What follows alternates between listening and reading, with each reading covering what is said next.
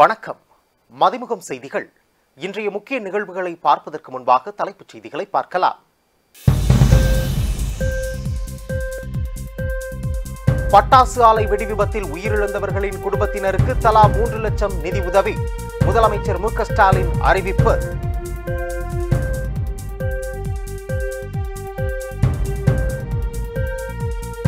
கள்ளச்சாராயம் விற்றால் ஆயுள் தண்டனை. சட்டசபையில் மசோதா நிறைவேற்றம்.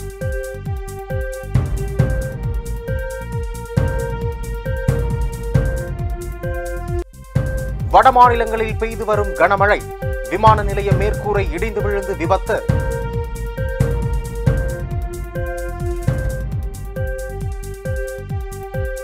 பூரண மதுவிலக்கு கொண்டு வருவதற்கான சூழல் தற்போது இல்லை. அமைச்சர் முத்துசுவாமி விளக்கம். நீட் முறைகேடு விவகாரம். குஜராத்தில் 7 இடங்களில் சிபிஐ சோதனை.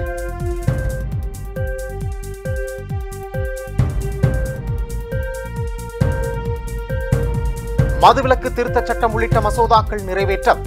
தமிழக சட்டப்பேரவையை தேதி குறிப்பிடாமல் ஒத்திவைத்தார் சபாநாயகர் அப்பாவு.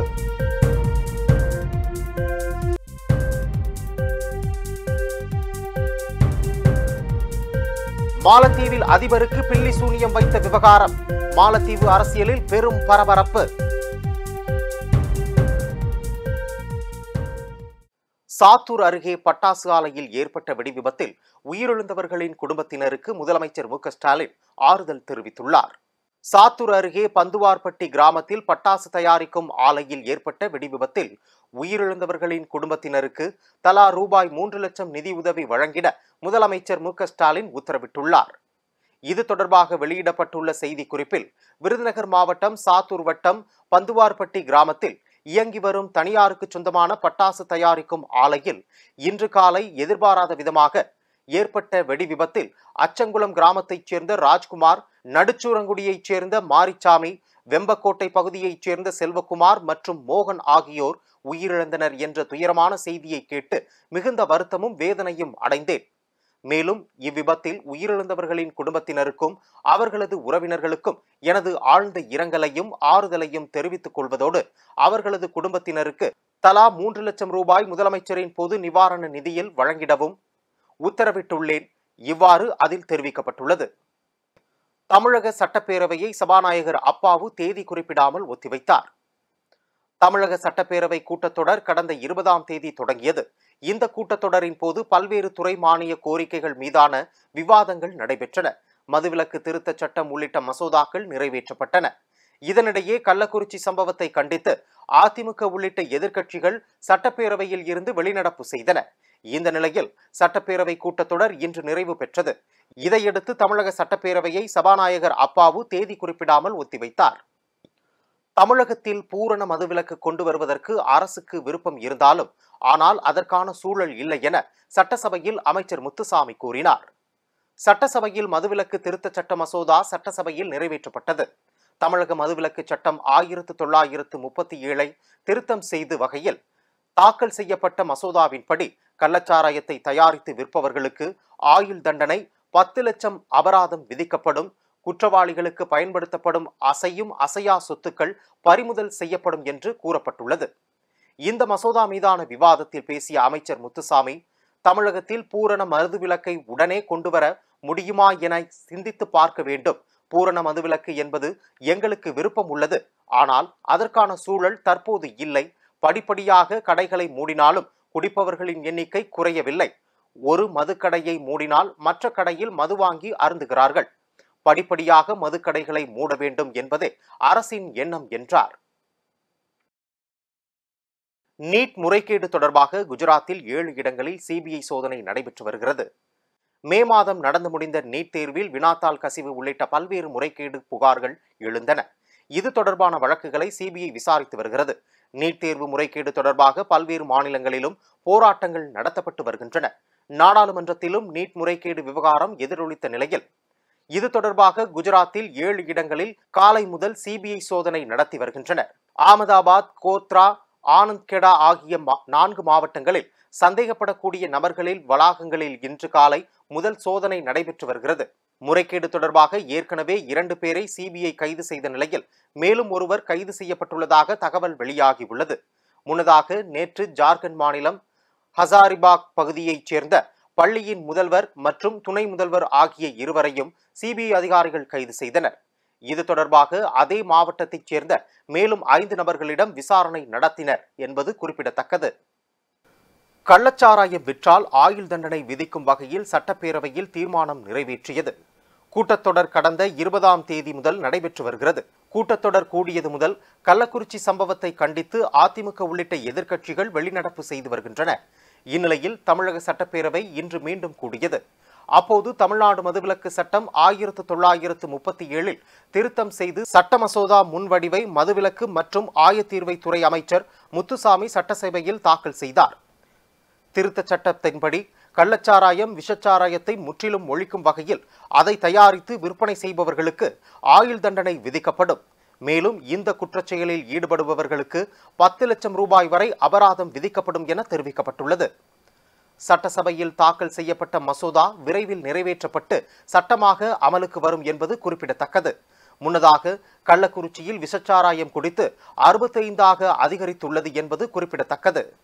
குஜராத் ராஜ்கோட் விமான நிலையத்தின் மேற்கூரை கனமழையால் இடிந்து விழுந்தது. வட மாநிலங்களில் பல்வேறு இடங்களில் கனமழை பெய்து வருகிறது. இதனால் பல்வேறு இடங்களில் வெள்ளப்பெருக்கு ஏற்பட்டுள்ளது. இந்த தொடர் கனமழை காரணமாக நேற்று டெல்லி விமான நிலையத்தின் டெர்மினல் 1 மேற்கூரை இடிந்து விழுந்து இந்த விபத்தில் ஒருவர் உயிரிழந்தார். மேலும் 6 பேர் காயமடைந்தனர்.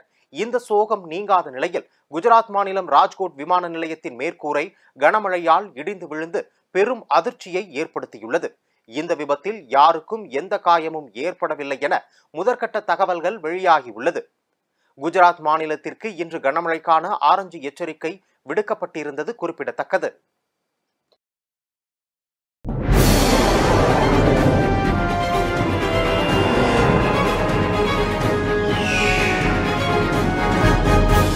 தருமபுரி அருகே கருவில் உள்ள சிசுவின் பாலினம் கண்டறிந்து சொல்லும் கும்பலை மருத்துவ குழுவினர் கைது செய்துள்ளனர். தருமபுரி மாவட்டம் பென்னாகரம் அருகே கருவில் உள்ள சிசுவின் பாலினம் கண்டறிந்து கருக்கலைப்பு செய்து வருவதாக மாவட்ட சுகாதாரத்துறைக்கு கிடைத்த தகவலின் பேரில் மாவட்ட மருத்துவ இணை இயக்குனர் சாந்தி தலைமையிலான மருத்துவ குழுவினர் நேரடியாக சென்று சட்டவிரோத செயலில் ஈடுபட்ட முருகேசன், நடராஜன், சின்னராஜ் மற்றும் லதா ஆகிய 4 பேரை கைது செய்து விசாரணை மேற்கொண்டு வருகின்றனர். இதில் முருகேசன் என்பவர் கருக்கலைப்பு செயலில் பல முறை கைது செய்யப்பட்டவர் என்பது குறிப்பிடத்தக்கது. கள்ளுக்கடைகளை திறப்பதன் மூலம் விவசாயிகளுக்கும் பயனாக இருக்கும் என காங்கிரஸ் முன்னாள் தலைவர் EVKS இளங்கோவன் தெரிவித்துள்ளார்.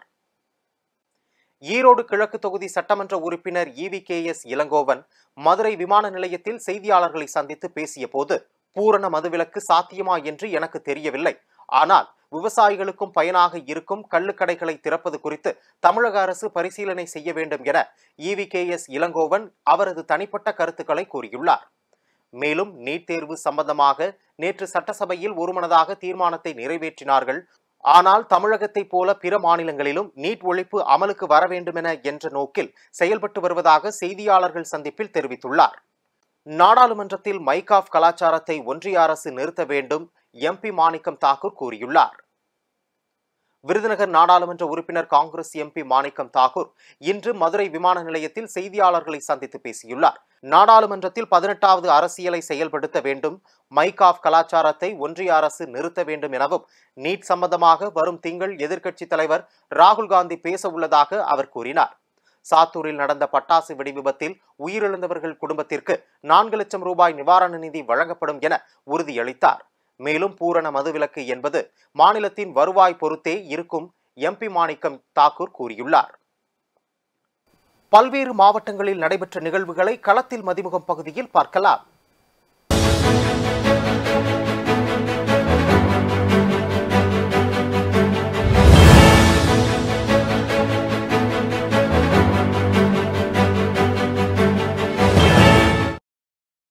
கோவில்பட்டி ரயில் நிலையத்தில் மூத்த குடிமக்களுக்கான பயணச்சீட்டு சலுகைகளை மீண்டும் வழங்க வலியுறுத்தியும் வந்தே பாரத் ரயில் நின்று செல்ல வலியுறுத்தியும் அப்பகுதி மக்கள் ரயில் நிலையம் முன் ஆர்ப்பாட்டத்தில் ஈடுபட்டனர்.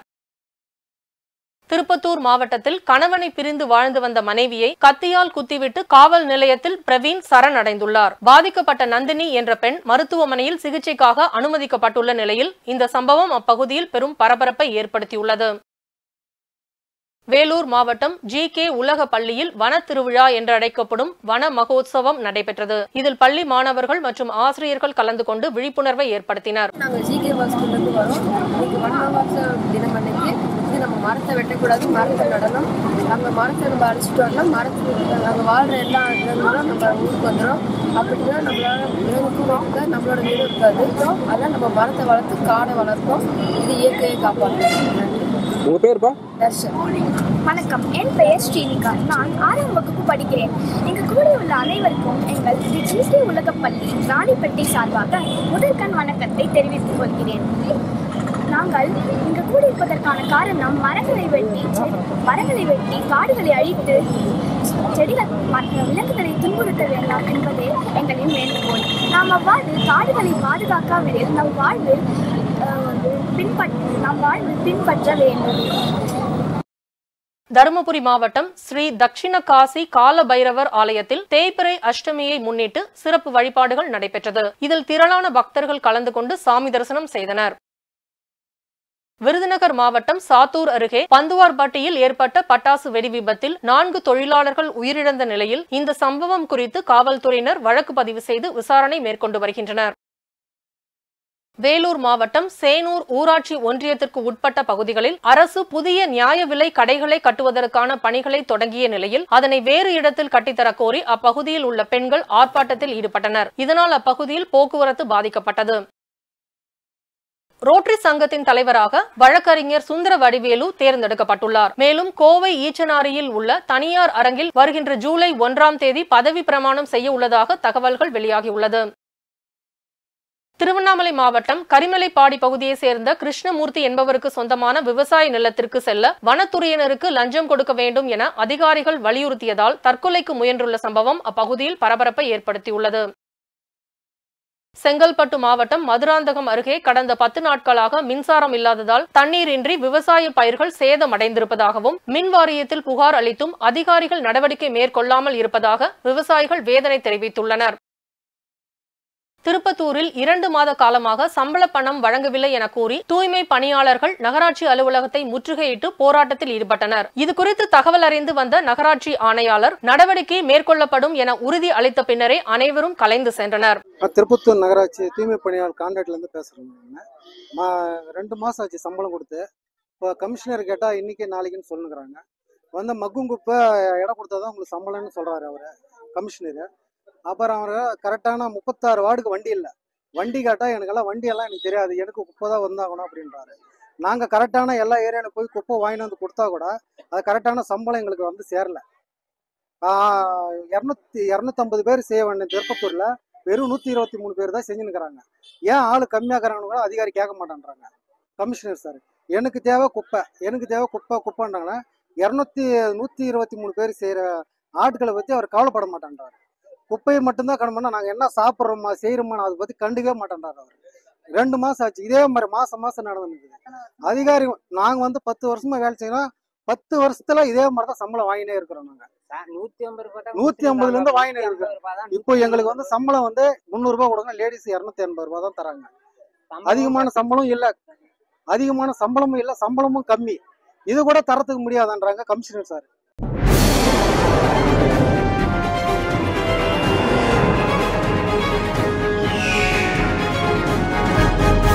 பாகிஸ்தானில் வெப்பம் அதிகரிப்பால் கடந்த 6 நாட்களில் மட்டும் 568 பேர் உயிரிழந்துள்ளனர். பாகிஸ்தானில் கடந்த 10 ஆண்டுகளில் இல்லாத அளவிற்கு வெப்பத்தின் அளவு அதிகரித்து இருப்பதால் கராச்சியில் கடந்த 6 நாட்களில் மட்டும் 568 பேர் உயிரிழந்துள்ளது பெரும் அதிர்வலைகளை ஏற்படுத்தியுள்ளது.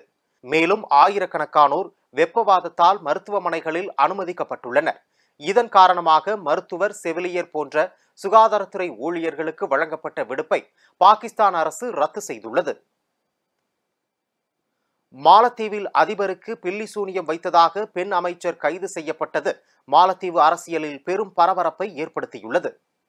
அண்டை நாடான மாலத்தீவின் சுற்றுலாத்துறை அமைச்சர் ஃபாத்திமா ஷார்னாஸ் சலீம் இவரது கணவர் ஆதம் ரமீஸ் அதிபர் மாளிகையில் அமைச்சருக்கு இணையான பதவி வகித்து வருகிறார். இந்நிலையில் அதிபர் முகமது மொய்சுவுக்கு ஃபாத்திமா பில்லிசூனியம் வைத்ததாக அவர் மீது புகார் கூறி அவரது வீட்டுக்கு சென்ற போலீசார் அங்கு தீவிர சோதனை நடத்தினர். அப்போது சந்தேகத்துக்குரிய பல பொருட்கள் அங்கு கைப்பற்றப்பட்டன. அவற்றை கைப்பற்றிய காவல்துறையினர் ஃபாத்திமா ஷாம்னாஸ், ஆதம் ரமீஸ் உள்பட 4 பேரை கைது செய்தனர். இதற்கிடையே ஃபாத்திமா ஷாம்னாஸ், ஆதம் ரமீஸ் ஆகியோரை பதவி நீக்கம் செய்து அதிபர் மாளிகை உத்தரவிட்டது. மாலத்தீவு சட்டத்தின்படி பில்லிசூனியம் வைப்பது தண்டனைக்குரிய குற்றமாகும். எனவே அவர்களுக்கு 6 மாதம் வரை சிறை தண்டனை விதிக்க வாய்ப்புள்ளது. அதிபருக்கு பில்லிசூனியம் வைத்ததாக பெண் அமைச்சர் கைது செய்யப்பட்ட சம்பவம் மாலத்தீவு அரசியலில் பெரும் பரபரப்பை ஏற்படுத்தியுள்ளது. மீண்டும் தலைப்புச் செய்திகள்.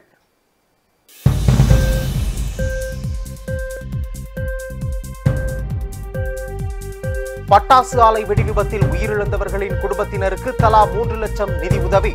முதலமைச்சர் மு க ஸ்டாலின் அறிவிப்பு.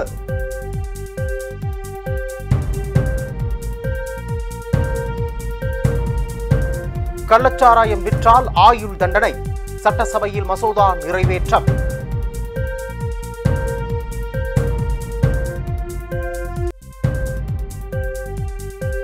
வட மாநிலங்களில் பெய்து வரும் கனமழை. விமான நிலைய மேற்கூரை இடிந்து விழுந்து விபத்து.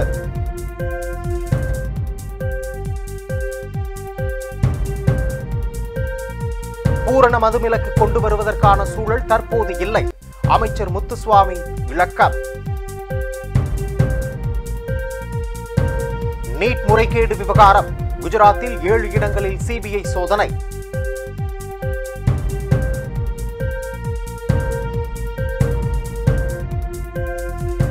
மதுவிலக்கு திருத்தச் சட்டம் உள்ளிட்ட மசோதாக்கள் நிறைவேற்றம். தமிழக சட்டப்பேரவையை தேதி குறிப்பிடாமல் ஒத்திவைத்தார் சபாநாயகர் அப்பாவு.